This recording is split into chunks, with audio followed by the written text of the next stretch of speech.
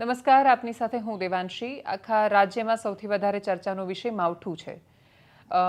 ખેડૂતની સ્થિતિ વધારે ને વધારે કપરી અને દયનીય બની છે. ચારે બાજુ ખેડૂત આંદોલનો પણ સક્રિય થઈ રહ્યા છે. પણ એ બધાની વચ્ચે એક વ્યક્તિ, એક ચહેરો કે જે વારંવાર ચર્ચાનું કેન્દ્ર બને છે, અથવા નાનું બાળક પણ. હવે તો નાના બાળકની પણ એક પ્રકારની એક વિડીયો, એક રીલ મેં જોઈ હતી ઇન્સ્ટાગ્રામ પર, જેમાં એ છોકરું ફરિયાદ કરતા કહી રહ્યું હતું કે કાકા, આ વરસાદ બંધ કરો, મારા ચડ્ડા નથી સુકાતા બહાર. તો આ પ્રકારની ફરિયાદ જેમને સતત નાના બાળકથી લઈને ખેડૂત સુધી કરી રહ્યા છે. ભલે એ મજાકમાં કરે છે, પણ છતાંય એમની વાતોને મજાકમાં નથી લેવાતી, એ ખૂબ ગંભીરતાથી લેવાય છે. અને એમની આગાહીઓનો અત્યાર સુધીનો રેકોર્ડ પણ એ વાતને સાબિત કરે છે. એવા હવામાન નિષ્ણાંત અંબાલાલ પટેલ આપણી સાથે છે. કાકા, આપનું ખૂબ સ્વાગત છે. મારે તો પહેલાં એ જાણવું છે કે પેલા નાના છોકરાની મેં એક તમારી જોડે રીલ જોઈ, જેમાં છોકરો એવું કહેતું હતું કે બહાર નથી નીકળવા મળતું ઘરની બહાર, કેમ કે તમે આગાહી બંધ કરો. તો તમને એ ખબર છે કે ગુજરાત એવું કહે છે કે કાકાને કહો આગાહી કરવાનું બંધ કરે, બાકી વરસાદ બંધ નહીં થાય? મને એ ખ્યાલ નથી, કારણ મેં એ જોયું નથી. અચ્છા, આગાહી તમે જે પણ કરી રહ્યા છો એના આધાર પર હવે સોશિયલ મીડિયા પર એવા બધા વિડીયો બને છે કે અંબાલાલ કાકાને કહો આગાહી બંધ કરે તો વરસાદ બંધ થઈ જશે. પણ હું મારી આગાહી ખેડૂતોના હિતમાં કરું છું, કારણ કે આ વખતે વરસાદ વધારે થવાનો હતો. અને આગાહી મારી એક તો પ્રાચીન પરંપરાગત જ્યોતિષના આધારે કરું છું, વિજ્ઞાનના, જે આપણા કશ્યપ, ગર્ગ અને ઋષિમુનિઓ અને કેટલાક આપણા પરંપરાગત જે જાણકારો હોય, જે ચોમાસાના કોહિનૂરના જાણકારો, તેના કેટલાક કથનના આધારે કરું છું. ભરતી વાક્યનો ક્યાંક સહકાર લઉં છું. પરંતુ આ બધી બાબતો છતાં ખેડૂતોને કેમ ખેતરમાં માલ બગડે નહીં અને કેમ કરીને ખેડૂતો પોતાનો માલ સાચવી શકે તે પ્રમાણે આગાહી કરું છું. પણ આ વખતે જાણે ખેડૂતોની માઠી બેઠી છે. આગાહીમાં ખેડૂતો, કેટલાક ખેડૂતોએ મગફળી કે એવો પાક જે છે, અત્યારે મગફળીનો વધારે અસર છે. પછી બીજા પાકની વાત આપણે કરીશું. મગફળી અને કપાસ. હા, મગફળી, કપાસનું શું થાય, કયા રોગ આવે પછી કહેશું. પણ મગફળી જ્યાં લેવા માંડ્યા તો ત્યાં મેઘો મંડાયો પાછો. અને આ મગફળી પલળી ગઈ, કાળી બની ગઈ. એમાં ખાસ કરીને દક્ષિણ સૌરાષ્ટ્રના ભાગો અને ગીર સોમનાથના ભાગો અને ઉનાના ભાગો, અમરેલીના ભાગોમાં કાળા પાણીએ ખેડૂતને રડાવ્યા. અને આવું તો કદી જોયું જ નથી. 2016માં આવું થયું હતું. ઘણી વખત દિવાળીએ વરસાદ થતો હતો પેલા કોલેજમાં જઈએ ત્યારે, પણ આ વખતે કુદરત જાણે રૂઠ્યું હોય તેવું જણાયું. એટલે આ આગાહીમાં હવે એક જ બાબત બની શકે કે રવિ પાકો સારા થાય તો સારું. અને એના કોઈ એંધાણ તમે અત્યારથી વર્તારો તમારો શું કહે છે? તમને શું લાગે છે સિઝન આવનારા સમયમાં ખેડૂતો માટે એને થોડી કળ વળે એવી સ્થિતિ આવશે? પહેલાં તો અત્યારે તો પશુ છે ને, પશુ, એ પશુનો ઘાસચારો બગડી ગયો. હવે ઘાસચારામાં પહેલાં અંગ્રેજ સરકાર વખતમાં અમારા દાદીમાં કહેતા કે દુકાળ પડે તો સરકાર ગંજી આપતી. ગંજી એટલે ઢોરને ખાવાનું દઈ જતું ઘાસ, અને સાથે કોપરા પણ આપે. ઢોરે કોપરા ખાઈને અમે ખાઈ ગયા. એટલે ઢોરના ઘાસચારો એની વ્યવસ્થા તો થઈ શકે તેમ નથી. અને બીજા સાયલો પીતો હોય તો થઈ શકે. બીજી બાબત આપણે જોવા જઈએ તો લગભગ કેટલાક ખેડૂતોના માટે આશીર્વાદરૂપ થયું છે. પણ હવે વરાપ ક્યારે થશે જવાન થયું. વરાપ થાય, વરાપ એટલે વાસમાં કન્ડિશન હોતું, સોરી, આપણા હાથમાં બાકી લઈએ લાડવા એવું બને તૂટી જાય તો એમાં એરિએશન રહે, ઓક્સિજન હોય. અને જેમ માણસને ઓક્સિજન જરૂર છે એમ પ્લાન્ટને પણ જરૂર છે. એ બધું હવે વધારે વરસાદથી શું થયું તે પૂછ્યો તો હું જવાબ આપીશ. પણ અત્યારે ખેડૂતને માછલી દશામાંથી બહાર આવવું એમ બેહાલ બની જશે તો શું કરવું, એનો વિમાસણમાં અમે પણ છીએ. તમે જેમ અંગ્રેજ સરકારનું ઉદાહરણ આપ્યું કે ઘાસની ગંજી આપતા કે પછી કોપરા આપતા, અત્યારે સરકાર માટે હું નહીં કહેતો. ના, એ વખતે સરકાર તો પાછું નહીં, મારો પ્રશ્ન એવો છે આમાં, એ વખતે દુકાળ બહુ પડતા, અત્યારે દુકાળ બહુ નથી પડતા. હા, એટલે આ લીલો દુકાળ જેવું તો છે એવું માનો છો ને તમે? લીલો દુકાળમાં ખર્ચો બહુ થાય. પહેલા શું થાય કે સંપન્નીય દુકાળ પડ્યો, લાંબા સમય સુધી જતો. નહીં, મારો પ્રશ્ન એવો છે કે તમને અને અત્યારે એવો દુકાળ નથી. અને એ દુકાળમાં ગંજી ના આપે તો પશુ જીવી જ ના શકે. અને અત્યારે તો ગમે ત્યાં ગમે ઘાસ તો ક્યાંક ને ક્યાંક મળી જાય. નહીં એટલે મારો પ્રશ્ન તમને શું છે કે તમે ખેડૂતો સાથે જોડાયેલા છો, ખેતી વૈજ્ઞાનિકો સાથે પણ જોડાયેલા છો, તમે પોતે ખેતીના જાણકાર છો, તમારે પણ ખેતર ને બધું છે, તમે વિદેશમાં જઈને પણ ખેતી જુઓ છો, એટલે તમને આખી સ્થિતિ આ ખબર છે. એ જોતાં તમને શું લાગે છે કે જે ખેડૂતો માંગ કરી રહ્યા છે કે એમને સરકાર તરફથી મદદ મળવી જોઈએ, વિપક્ષો અને પક્ષને બાકી બધું જવા દો, પણ ખેડૂતના દ્રષ્ટિકોણથી તમને શું લાગે છે કે એમને જરૂર છે કે નહીં? અત્યારે માવઠાનો માર છે તો ખેડૂતનો જરૂર છે. ખેડૂતને મદદ મળવી જ જોઈએ, પરંતુ મદદ મળવાથી ખાસ કરીને એમને જે બિયારણ જે અંદર વાવ્યું છે, મગફળીનું બિયારણ કેટલા એકર, કોઈને 5 એકર, કોઈને 10 એકરમાં, સૌરાષ્ટ્રમાં જમીન લાંબી હોય તો એ બિયારણ વાવેલું છે એનો પણ ખર્ચો થતો છે દાણાનો. કમસે કમ એ દાણા જે અંદર બિયારણ વાવ્યું છે એનાથી થોડી વધુ તો મદદ મળવી જોઈએ ને. કારણ કે બિયારણ બાતેલું રદ થયું અને રદ મોટા પાયે થયું છે, એટલે એટલી મદદ તો મળવી જોઈએ ને. અને ખેડૂત કેમ જીવે છે આપને ખબર છે? કેમ જીવે છે ખેડૂત? કેમ જીવે છે? ખેડૂત જે છે એ ખેતી કરે છે. હવે ઢોર ઓછા થઈ ગયા, પહેલાં એનિમલ રાખતા હતા, અને કોસ્ટ ઓફ કલ્ટિવેશન ખેડાણની મોંઘી પડે છે. કોસ્ટ ઓફ કલ્ટિવેશન ચાલે ને, આપણે જમીનમાં ખેડવા માટે ટ્રેક્ટર જોઈએ, એના પહેલાં જમીન સાફ કરવી જોઈએ, એના પછી ઇન્ટર કલ્ચરિંગ નિંદામણ જોઈએ, પછી વચમાં કલ્ચરિંગ જોઈએ, મગફળી હોય તો મગફળી કાઢવા માટે જોઈએ, કપાસ હોય તો કપાસની વીણી કરવા જોઈએ. એટલે આ બધું ઇન્ટર કલ્ચરિંગ મોંઘું પડે છે. અને બરાબર બધું આ બધું ઇન્ટર કલ્ચરિંગ કર્યું, બધું કર્યું અને પાક લીધો અને મેઘો મંડાણો. એટલે આ બધા ખર્ચા છે મોંઘા થયા. અને ખેડૂત શું કરે છે? ઘણી વખત સોસાયટીમાં દેણું કરે છે. દેણું એટલે ખબર છે ને? વ્યાજે પૈસા લે છે અને ખેડૂત ડૂબતો જાય છે, ડૂબતો જાય છે, ડૂબતો જાય છે. તો આ ખેડૂતને ટાળવા માટે શું કરવું? એ તો અત્યારે કોઈ પ્લાનિંગ છે જ નહીં. પ્લાનિંગ કઈ રીતે કરવું? પણ ખેડૂત જીવે છે કેવું રીતે? મારો અંગત મત તમને કહું, ખેડૂતના કોઈ એક ઘરમાં ક્યારેક તો માણસ કોઈ અમદાવાદમાં હોય છે, કદાચ જમલે કોઈ બોમ્બેમાં છે, કોઈ સુરતમાં હોય છે. સૌરાષ્ટ્રના મોટા ભાગે સુરતમાં હોય છે, અમદાવાદમાં હોય છે, બીજા શહેરોમાં હોય છે, અને એમનો ધંધો બધા હીરા ઘસવાનો હોય છે. અને અત્યારે હીરા ઘસવામાં જ મંદી આવી, બરાબર? એટલે ખેડૂત જીવે છે, ઘરમાં એક માણસ નોકરી કરે છે એટલે. હા, વાત સાચી. આખું પરિવાર ખેતી પર હોય તો નથી ટકી શકતા. અને ખેડૂતને મળે શું? ધારો કે ખેડૂતમાં અમે જ્યારે હતા ત્યારે ખેતરમાં, હું ખેતરમાં કામ કરું, મારા મધર ખેતરમાં કામ કરે, મારા બહેનો ખેતરમાં કામ કરે, અમે 4-5 જણ કામો ખેતરમાં કરીએ, એને કાળી મજૂરી કહેતા. અને કપડાં છે ને એ થીગડા મારીને પહેરતા પહેલાં. હા, આપણે ખબર હતો. એટલે 4 કે 5 માણસ હોય, એક વૃદ્ધના દવાનો ખર્ચ થાય, બરાબર? અને કોઈ બાઈ આવી એને સુવાવડ હોય તો સુવાવડનો ખર્ચો મોટો થાય. એમાં કોઈ ખેડૂત 5 એકરનો હોય, 2 એકરનો હોય, 3 એકરનો હોય તો એને દવાખાનામાં ડૉક્ટર બિલ લાંબુ બનાવે તો એ કઈ રીતે પૂરું કરી શકે? એ ખેડૂતમાં એક માણસ કોઈ નોકરી કરતો હોય છે, બીજો કોઈ પૂરો કરતો હોય છે, એ ખેડૂત ચાલે છે.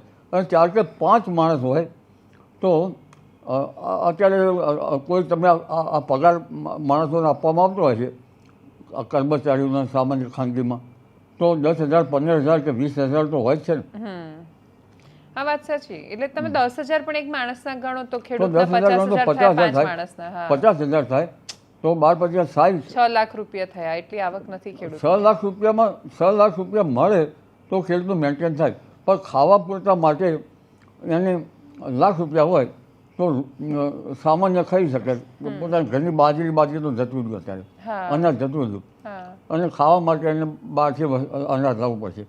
તો એને ખાવામાં તમે ગણો આવક તો ગઈ, પણ ખાવા માટે ફાંફા પડી જાય છે. અત્યારે કોસ્ટ ઓફ કલ્ટિવેશન મોંઘી પડે. એ ખેડૂતની દશા આવી છે, અને આવી દશા માટે આપણે બોલવું જરૂરી છે. શક્ય હોય તો આંદોલન પણ કરવું પડે. એટલે ખેડૂત એ દિશા તરફ જ છે, કેમ કે એને બીજો કોઈ રસ્તો નથી દેખાતો. એ શું કરે અત્યારે? જે લોકો ખેતીને નથી સમજતા કાકા, એ લોકો એવું કહે છે કે ખેડૂત તો ટેક્સ નથી ભરતો, ખેડૂત એ મોટા ખેડૂતો એક્ઝેક્ટલી. અને એ કેટલા? બહુ જ ઓછા. મતલબ આટલા આની સામે તમે દેશના 90% લોકોની મિલકત માત્ર 10% લોકોના હાથમાં 10% લોકોના હાથમાં છે, મોટા ફાર્મવાળા. હા અને મોટા ફાર્મ કોના છે બધાને ખબર છે. હા, એટલે આ બહુ મોટી અસમાનતા છે. ખાઈ છે આ મોટી, અને આ ખાઈ કંઈ ટૂંકી થતી નથી વર્ષોના વર્ષ, એ વધતી જ જાય છે. તો એની વચ્ચે ખેડૂત માટે કોઈ રસ્તો જ નથી બચ્યો આ બધા વિષયમાં. પણ આ તમે જ્યારે બોલે આંદોલન, એટલે એના પરથી ખેડૂત આંદોલનને એ તો પરિસ્થિતિના આધીન ખેડૂતો બોલી પણ રહ્યા છે, જઈ પણ રહ્યા છે. અમે પણ એવું વિચારીએ છીએ કે તમે જે બધા વિસ્તારના સાંભળે છે કોણ? એટલે નહીં સાંભળે તો શું થાય? મને એવું લાગે છે કે આ સરકારને નથી ખબર, પણ બાકી આ બીજી સરકાર સાંભળ છે, મુખ્યમંત્રી સારા છે, સાંભળ છે, હા પણ હવે મુખ્યમંત્રી સારા છે ને સાંભળે છે, એ વાતને હું નકારતી નથી. પણ એના પછી જે પેલું લોંગ ટર્મ પ્લાનિંગ હોવું જોઈએ, કેમ કે એ તો તમને ખબર છે કે વિઝન દૂરંદેશીપણું જે આપણે કહીએ, અથવા ફોર્સી કરવું, દૂરનું જોઈ શકવું. આપણે મેં અંગ્રેજી વાત કરું, અંગ્રેજોનું વખાણ નથી કરતો, પણ એ સફળનો દુકાળ જે છે એમાં માણસો વેચાણ હતા ને એવું કહેવાય છે ને. હાસ તો પન્નાલાલ પટેલ આખી નવલકથા લખી છે એના પર. હવે એવો દુકાળ પડે તો આ સરકારમાં આમ આખું પાછું થઈ જવાય. ના ના, આજની કોઈ સરકારોમાં તાકાત જ નથી. કોઈ નહીં. આ સરકાર સારી છે છતાં પણ હું કહું છું. અને બીજી સરકારો તો સરકાર કઈ રીતે પહોંચી વળે કે વસ્તી વધી. બીજી સરકાર એટલે ખબર નથી, ગુજરાતે તો જોયું નથી 30 વર્ષ ઉપરથી. બીજી સરકાર તમે જોઈ હશે એટલે તમને વધારે ખબર આમાં. પણ મારો પ્રશ્ન એ છે કે તમારો એક એવો દાવો કરવામાં આવ્યો કે અંબાલાલ કાકા એવું કહી રહ્યા છે કે જેન્ઝી આંદોલન કરશે ગુજરાતમાં, અથવા ભારતમાં જેન્ઝી આંદોલન થશે. તો આવો દાવો કર્યો છે તમે? પહેલા તો મારો આવો પ્રશ્ન છે તમને. પહેલાં તો નેપાળમાં જેન્ઝી આંદોલન કર્યું, હા, પણ જેન્ઝી એ લગભગ 2000ની સાલની આસપાસ જન્મેલા બાળકો માટે છે કે કોના માટે આ ઉક્તિ? હા, એની પછી જન્મેલા બાળકો માટે. હા, 2000 પહેલાં કે 2000 પછીના? આઈ થિંક 96-97 પછી જન્મેલા બાળકો માટે, 97 થી લઈને અમુક વર્ષ સુધી. અને આ બાળકો દિશાહીન છે ને? ના, હું એવું નથી માનતી. હું એવું નથી માનતી કે દિશાહીન છે. એમની દિશા અલગ છે, એમનો રસ્તો અલગ છે. પણ પીવું ખાવું એવું નથી ને? ના ના, લિંચ કરવું એવું નથી ને? ના ના, એ તો બધી જનરેશનના પ્રોબ્લેમ છે, કે નવી નવાઈના નથી. પણ ગાંધીવાદી આંદોલન તો નથી ને એમનું? ના, આંદોલન એ ગાંધીમાં માનતા જ નથી, થોડી ઓછું માને છે, ને એનું કારણ કે આપણે એમને શીખવવામાં નિષ્ફળ ગયા છીએ. પણ સત્યના માર્ગે આંદોલન કરે ને એ હવે ખાલી નેપાળમાં નહીં, એના પછી તો કાકા બહુ બધા દેશમાં પછી તો ચિનગારીની જેમ ફેલાઈ રહ્યું છે. મને નેપાળની ખબર છે. હા.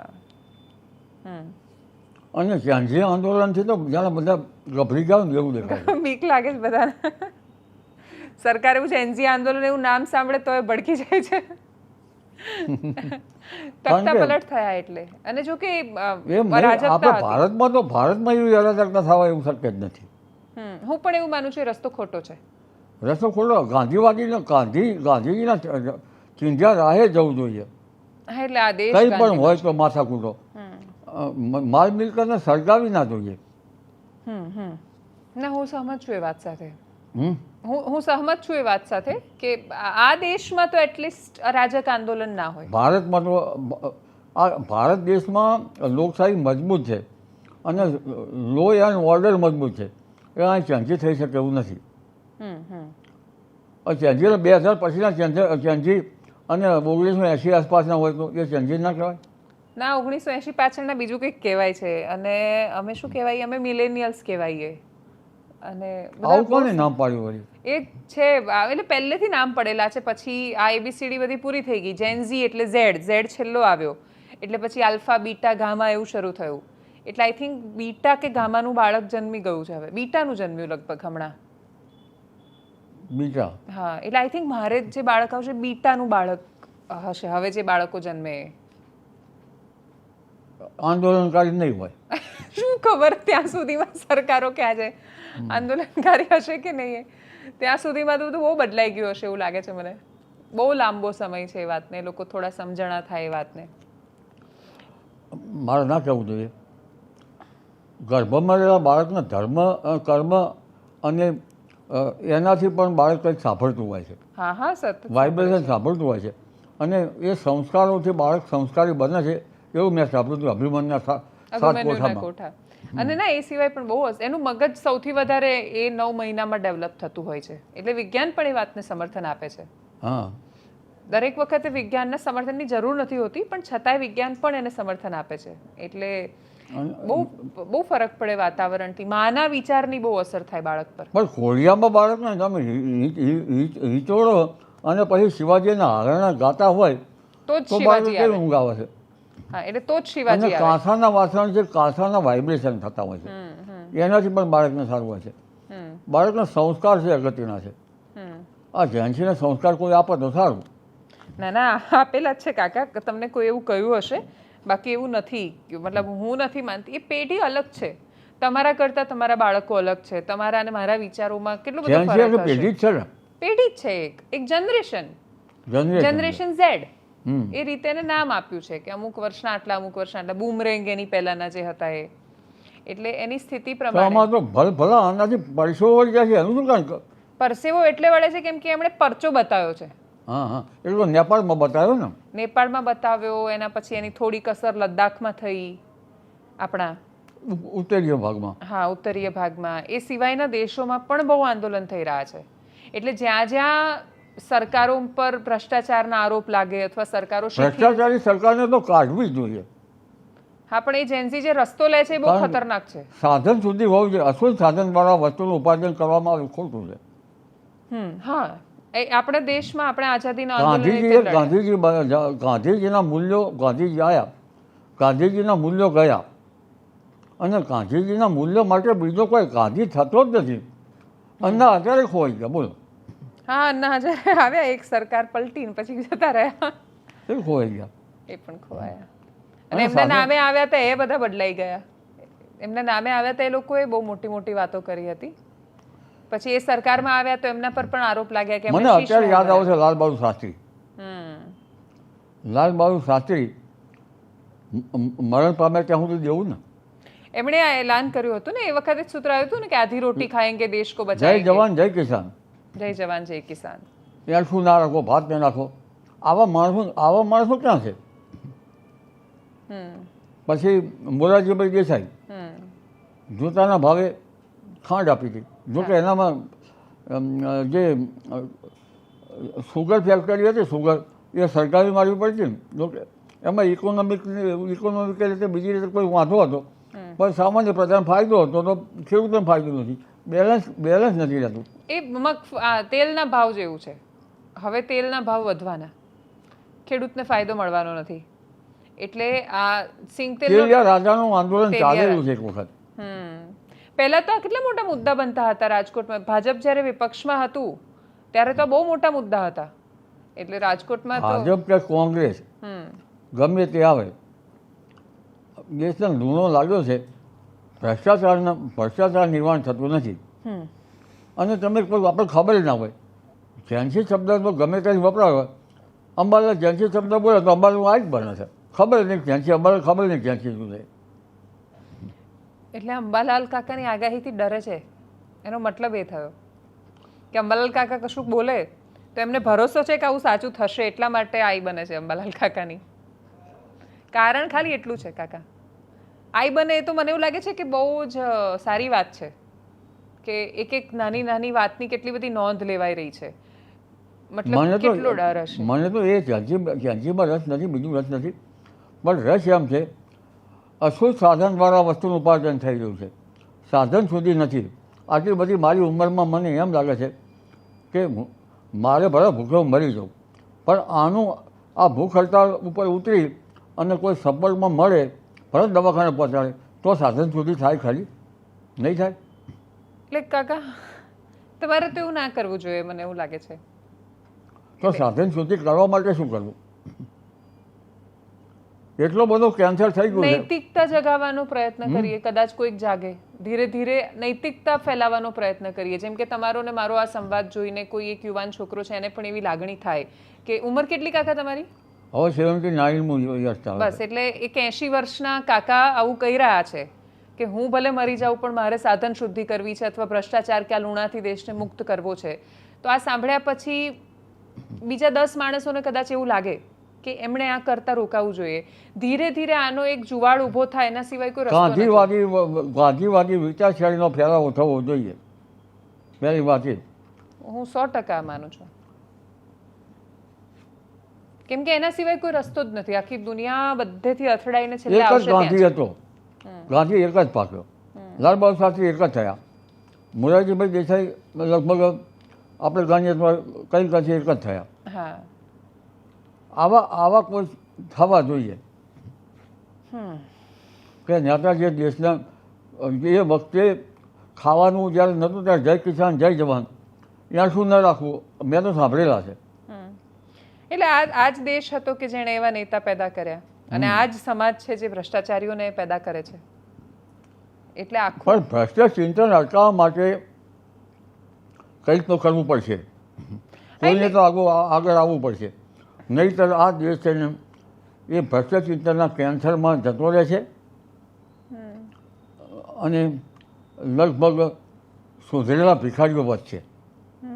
સુધરેલા ભિખારી તમને ખ્યાલ છે ને? હા હા સમજી ગઈ. પેલો ભિખારી માગે છે અને પેલા તમે કંઈ કામ કરાવવું હોય એ પેલા ખુલ્લેઆમ માગે છે, ટેબલ નીચે પેલા તમે કામ કરાવો તો માગે છે, પણ કુદરત તો એમને સરખા રાખશે જ નહીં. ના, અતિશય દારિદ્ર્ય છે ચારિત્ર્યનું. આટલી હદ સુધી તો કદાચ, મતલબ હું પણ નાની હતી તો વાર્તાઓ જે સાંભળતી મને હંમેશા એ ચિંતા થાય. તમે તો મને નાનપણ તમે કદાચ જીટીપીએલમાં હશો.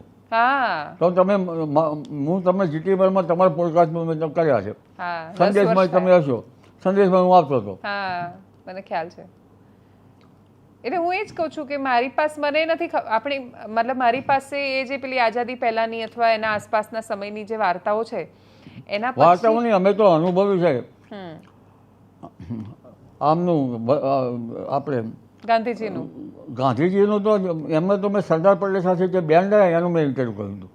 અચ્છા, બારડોલીમાં સરદાર પટેલ સાહેબ એમની સાથે જે બેન હતા, હા, એમનું ઇન્ટરવ્યુ કર્યું હતું. હા, અને એમને જે આશ્રમ હતો ત્યાંથી કાગડા કૂતરાના મોતે મરીશ પણ આઝાદી લઈને સ્વરાજ લીધા વિના જંપીશ નહીં. એ બધી બેને મને વાતો કરી હતી. વલ્લભભાઈ પટેલ જે વૃક્ષ આવ્યા હતા એ બતાવ્યા હતા. પણ અત્યારે કાગડા કૂતરાના મોતે મરીશ પણ લાશ તો લઈશ, આવું ના ચાલે. સુધેલા ભિખારીઓ, ભ્રષ્ટ ચિંતન, કેટલા બધા કથાકારો છે, કરોડો રૂપિયાની કથા કરે છે, છતાં આ ચિંતન નથી કરતા. એટલે બોલતા નથી. ભ્રષ્ટ ચિંતનમાંથી હવે સાધન સુધીમાં આવવાની જરૂર છે. મને એવું લાગે છે કાકા કે એની શરૂઆત કદાચ મને એવું લાગે છે કે માણસો ડરવાનું છોડશે તો પણ થશે. કે તમે એનો હિસ્સો નથી, એ ભ્રષ્ટાચારનો તમે એનો ભાગ નથી, પણ તોય તમે ચૂપચાપ જોઈ રહ્યા છો. જોવું પડે છે કેમ કે ડરે છે એટલે ડરવાનું છોડવું પડશે ને એક દિવસ તો. કેમ કે આ તમે સમજો કે માણસો જે બોલતા પણ ડરે. અંગ્રેજો તો કેટલા ક્રૂર હતા, તોય કોઈ આટલું મતલબ કોઈ ડર્યું નહોતું. અંગ્રેજો ક્રૂર હતા પણ અંગ્રેજો વખતમાં અમારા મધર ને ફાધર વાત કરે કે સોનાનું ગીની હતી, સોનાનું ચલણ ચાલતું હતું. એવું હતું, ગીની હતી એમ કરતા, સોનાની. હા, મેં સાંભળ્યું છે ગીની. હા, એ સોનાની ગીની હતી એમ કરતા. ચાંદીના રૂપિયા તો ચાંદીના તો આપણે મેં જોયેલા છે. મેં નથી જોયા, મેં પાવલી જોઈ છે. પાવલી તો 25 પૈસાની આવે, દસકો આવે છે પેલો, એ પણ જોયેલો છે. એ તો 8 આના તો અત્યારે નહીં. 8 આના ચાંદીના 9 પૈસો ત્રાંબાનો. એ અંગ્રેજો ક્રૂર હતા, બધું હતું. પણ એમણે શાસન સારું ચલાવ્યું એવું કહેવા માંગો છો તમે એમના સમય? જો કે અંગ્રેજો આવ્યા તો શાસનમાં ખોટા આપણે ઇંગ્લેન્ડનો આપણે એને વખાણવા લાયક તો છે જ નહીં. એટલે છેલ્લે કઈ સોનાનું હોય તો હતા તો ગુલામ. હા, આપણે ગુલામ હતા. પરંતુ એમને જલિયાંવાલા બાગમાં બહુ કાંટો કર્યો છે. ક્રૂરતા, હા, અને એ સિવાય પણ બહુ અત્યાચારો કર્યા એની કેટલી કહાનીઓ છે. મારો પ્રશ્ન કાકા છે, મારે એ માનવું છે, હું તમને એ પ્રશ્ન કરું છું, સાધન સુધી ક્યારે થશે? અસુર સાધનવાળા વસ્તુનું ઉત્પાદન કરવામાં આવે છે, એ ટકશે કે નહીં ટકે કોને ખબર છે. કોઈને માણસના મનમાં વિચારો પડ્યા છે, ધરબાઈ જાય છે, બધું રહી જાય છે, પણ જ્યાં બોલવા જાય છે ત્યાં એને દબાઈ જવું પડે છે. એ વાત સાથે હું 100% સહમત છું. પણ મને એવું લાગે છે કે આશા એટલે નથી ગુમાવવા જેવી. હું એવું મતલબ બધા જ ખૂબ નિરાશાજનક વાતાવરણ તો છે જ. દરેક માણસો ડરમાં છે, એ બોલી નથી શકતા, આંખોની સામે ખોટું થાય છે તો પણ છતાંય જ્યારે પેલી સ્ત્રીઓ સતી થતી હતી અને બાકીના રામમોહન રાય, હા, એટલે એમણે લડાઈ શરૂ કરી ત્યારે એમને નહોતી ખબર કે આટલા વર્ષો પછી આઈસીસીમાં વિમેન્સ ની ટીમમાં ભારતની છોકરીઓ વર્લ્ડ કપ ઉઠાવતી હશે. એટલે બહુ ધીરે ધીરે પણ પરિવર્તન આવતું હોય છે એવું મને લાગે છે. આઝાદીનો લાભ તો આપણને વધારે મળ્યો છે. હા, એટલા માટે જ કહી રહી છું કે ફરક પડતો હોય છે. એને બહુ લાંબો આઝાદી તો સમય આઝાદી, લાગે છે. ગુલામી એ ગુલામી. પણ આમ છતાં સરખામણી કરવા જઈએ ને તો આપણે અંગ્રેજ જેવા તો ના જ થવાય. હા, એટલે એ શાસનની ક્રૂરતામાં અને લોકશાહી જે છે એ લોકશાહીના મૂલ્યો સાચવીને આપણે રહેવું જોઈએ, બરાબર, પણ લોકશાહીમાં સાધન સુધી તો થવું જ જોઈએ ને. હા, એટલે હું એ જ કહું છું કે લોકશાહીમાં તો થવી જ જોઈએ, કેમ કે આપણા માણસોને મૂક્યા અંગ્રેજોના સમયમાં. હવે આપણે છીએ. હા, એ જ તો કહું છું એમ કે આપણા માણસોનો પેલો ચામડીનો કલર બદલાઈ ગયો. પેલા ગોરા હતા, ગૌવર્ણા છે, પણ એ જે મિજાજ સામાન્ય માણસને જોવાનો, હવે એ ખેડૂતને જોઈને સચિવાલયમાં કેટલા માણસો છે જે પીડાને સમજશે જે તમે કહી. હું ખેડૂત છું એટલે સમજુ છું. અને તમે બીજું, આ વરસાદ વધારે થયો, હજુ કપાસ તો ઊભો છે, પણ અંદર ઓક્સિજન જોઈએ ક્રોપને. વધારે વરસાદ થાય તો એ છોડ ઊભો જ ઊભો સુકાઈ જાય, જેને ખાખરી કહેવામાં આવે છે. ખાખરી થાય, ખેડૂતને દેખાય બાલ સારો, પણ એક છોડ સુકાય અને અમુક દિવસે તો બધા જ છોડ સૂકી જાય. અલગ અલગ છોડ સુકાતો હોય છે, નીચે ઓક્સિજન ના મળે એટલે વધારે પાણીના કારણે, અને રૂની ક્વોલિટી બગડી જતી હોય છે. હા, એ બધે જ છે. આ બધા નેતાઓ ગયા, એમણે જોયું જ ને ગ્રાઉન્ડ પર શું છે. જેમ મગફળીની ક્વોલિટી બગડી એમ રૂની ક્વોલિટી બગડી જતી હોય છે, અને માણસના નૂર તો બગડી જ ગયા. વાત સાચી. છેલ્લો પ્રશ્ન મારો કાકા, કે હવામાન શું કહી રહ્યું છે આવનારા સમયમાં આ સ્થિતિ? હવે હવામાનમાં હું એમ કહેવા માગું છું, હવે ધીરે ધીરે રવિ પાકો માટેનું હવામાન સાનુકૂળ થતું જશે. લગભગ 4-5 તારીખ પછી આ વરસાદનું પ્રમાણ ઘણું ઘટે નહીવત જેવો છે. દિવસ ચોખ્ખો થતો જશે અને 7મી નવેમ્બરથી ઠંડા પવનો ફૂંકાશે. કારણ કે 15મી નવેમ્બર સુધીમાં રવિ પાકનું વાવેતર થતું હોય છે. ઘઉં 15મી નવેમ્બર, જીરું જરા વહેલું મોડું વવાય. ચણા તો ઓક્ટોબરમાં, રાયલો ચણા તો વવે ગયા છે, મસાલા એ બાકી છે. એટલે ઠંડી પડે તો ઘઉં સારા થાય અત્યારે. અને હવે ઠંડી પડશે ત્યાં બીજું આખું વાવાઝોડું 22-11થી 24-11 22-11 બાદ બીજું એક ચક્રવાત થશે બંગાળ ઉપસાગરમાં. શું વાત કરો છો? તો પાછો વરસાદ આવશે? પાછું હવે માવઠું આવશે, પછી વિક્ષેપ આવશે. આની સામે જીરું જે છે, જીરું, એ જીરામાં વધારે માવઠા ના નડે તો સારું. જીરામાં કાળીઓ અને ચરમો આવી જાય. જીરું સેન્સિટિવ છે. એટલે હવે એક નવી દિશા એ થઈ છે કે બદલાતા વાતાવરણ સાથે પાકને કઈ રીતે આયોજન કરવું. જોકે આવતી સાલ લાદીનો આધાર મળી હશે, આવતી સાલ વરસાદ સારો હોવાની શક્યતા છે. કારણ આપણો વરસાદ છે દક્ષિણ ગુજરાતના ઉપર આધાર રાખે તો આપણે બધું અગાઉ કહી ગયા. પેરુ, ઓસ્ટ્રેલિયા ચર્ચા કરી ગયા. ઘઉંનું આપણે જાત વિકસાવ્યું હોય, વાતાવરણને ટક્કર ઝીલે તેવી. ધારો કે 15મી નવેમ્બર થોડી ગરમી પડી તો ઘઉંનો ઉગાવ ઓછો થાય ને.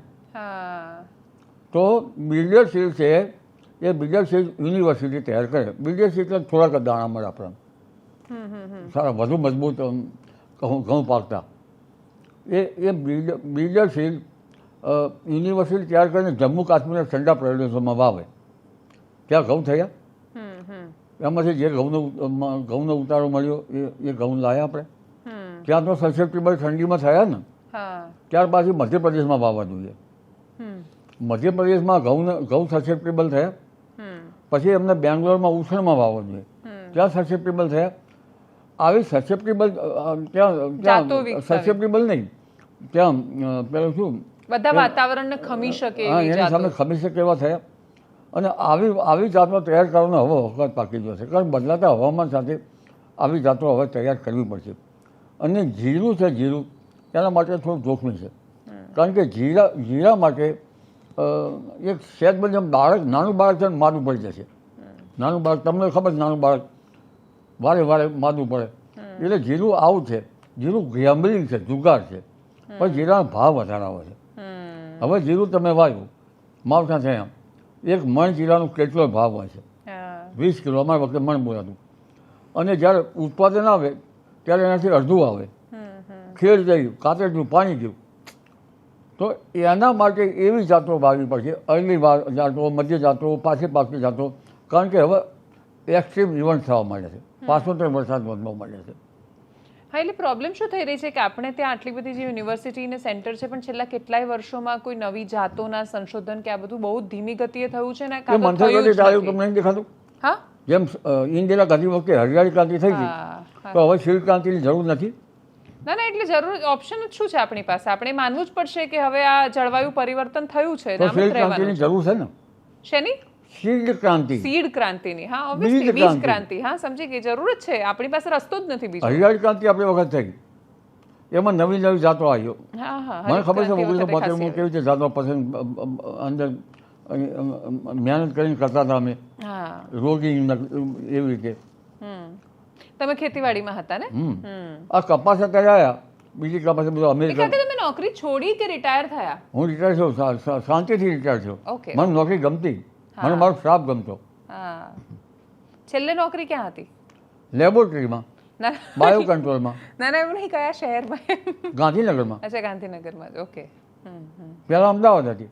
અચ્છા, ઓકે. સીડ સર્ટિફિકેટ નેચે છે ગુજરાત બ્રિજ પ્રમાણે. ગામડે ગામડે બ્રિજ જોવાનું પડે, રોડિંગ કરવું પડે, એનું પ્લાન્ટેશન જોવું પડે, ખેડૂતના ઘેર જવું પડે. એટલે મને આ સીડની ખબર છે. હા, એટલે બીની ને બાકીના પાકની ખબર હોય. સમજી ગઈ. કાકા, થેન્ક યુ સો મચ. તમે અમારી સાથે જોડાયા. અને આપણે જે વાત કરી ને સાધન શુદ્ધિની, એમાં મારી અપેક્ષા એટલી છે કે એટલીસ્ટ આ સંવાદ જેટલા લોકો જોઈ રહ્યા છે એ વાતનો અહેસાસ કરે કે આ સમયની માંગ છે કે આપણે જો ખરેખર આ દેશને પ્રેમ કરીએ છીએ તો દેશને પ્રામાણિક રહેવાની શરૂઆત કરીએ. દેશને પ્રેમ કરવાની એકમાત્ર શરત એ છે કે તમે એને વફાદાર છો, અને વફાદારીનો મતલબ એ છે કે તમે એ ચોરીનો, એ કરપ્શનનો હિસ્સો નથી, અને જ્યાં જોઈ રહ્યા છો ત્યાં ચૂપ નથી. કદાચ મને એવું લાગે છે બોલવાનું શરૂ કરે તોય પેલી બે આંખોની શરમ કે અવાજની શરમ આવવાનું શરૂ થાય. એટલે એટલું અસર થાય એવી અપેક્ષા છે. Thank you. પણ આમાં તમે ગભરાટ તો તમને નહીં થાય ને? હા, એટલે ના, એટલે એ તો ડર તો પહેલા છોડવો પડે. ગાંધી બાપુ કે સરદાર પટેલ ડર્યા હોત તો આપણે ગુલામ હોત. આજે ભગતસિંહને ડર લાગ્યો હોત તો આપણે ગુલામ જ હોત. એટલે દરેક લોકો ક્રાંતિકારીઓ નથી હોતા, પણ મને એવું લાગે છે કે સમાજનો એક હિસ્સો એણે તો આ સમજવું જ પડશે કે લડાઈ જરૂરી છે. ઝાંસી વિશે સારું સમજાયું. હું તો ઝાંસી એટલે બધું એમ જ સમજતો હતો. બધા લડે, બધા જેન્સી. નહીં, ના, જેન્સી ખરાબ છે, બીજું કરે, ત્રીજું કરે, એ બધું. ના, એવું નથી. એ થોડી અલગ પેઢી છે, અલગ છે. એના વિચારો સમજાઈ નથી રહ્યા બધાને. પણ જેમ વાવાઝોડા નામ આપે છે એવા આ વાવાઝોડા નામ આપે. વાવાઝોડા જેવા નામ છે, કેટરીના ને વાયુ ને બાકી એવા નામ છે. થેન્ક યુ સો મચ કાકા. Thank you. આભાર તમારો.